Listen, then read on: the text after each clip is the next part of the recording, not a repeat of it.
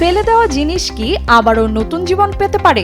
উত্তর ম্যাসেডোনিয়ার শিল্পী আম্মার কাচার দেখিয়ে দিচ্ছেন সৃজনশীলতা আর সচেতনতা থাকলে আবর্জনাও হয়ে উঠতে পারে শিল্পকর্ম।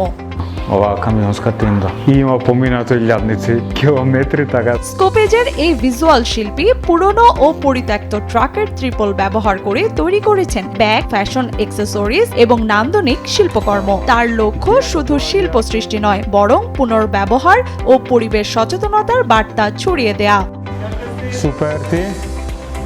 আম্মার কাচার জানান, একদিন হঠাৎই তার চোখে পড়ে একটি ট্রাকের ত্রিপল, যা ফেলে দেওয়ার প্রস্তুতি চলছিল, কিন্তু সেটির রং ও নকশা তাকে আকৃষ্ট করে। তখনই তার মনে প্রশ্ন জাগে, এত সম্ভাবনাময় উপকরণ কেন আবর্জনায় যাবে?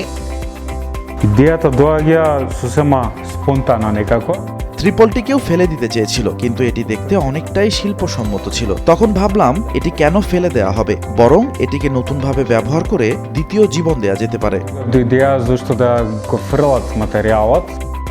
এরপর শুরু হয় নতুন এক যাত্রা। হাজার হাজার কিলোমিটার পথ পাড়ি দেয়া ট্রাকের ত্রিপল শিল্পীর হাতে পেয়ে রূপ নেয় সম্পূর্ণ নতুন পরিচয়ে। এই ট্রাকে ত্রিপল হাজার হাজার কিলোমিটার ভ্রমণ করেছে। আমি এর সঙ্গে নতুন স্মৃতি ও নতুন চিহ্ন যোগ করছি। কাচারের ভাষায় তিনি এমন উপকরণ নিয়ে কাজ করতে চেয়েছেন যেগুলোকে অনেকে মৃত উপাদান বলে মনে করেন। তার বিশ্বাস, সঠিক সৃজনশীলতা প্রয়োগ করলে এসব উপকরণও নতুন রূপে বেঁচে থাকতে পারে। শুধু প্রদর্শনীর জন্য শিল্পকর্ম নয়, ব্যবহারিক দিকেও গুরুত্ব দিয়েছেন এই শিল্পী। তাই তার অনেক কাজই রূপ নিয়েছে ব্যাগ ও দৈনন্দিন ব্যবহারের ফ্যাশন সামগ্রীতে।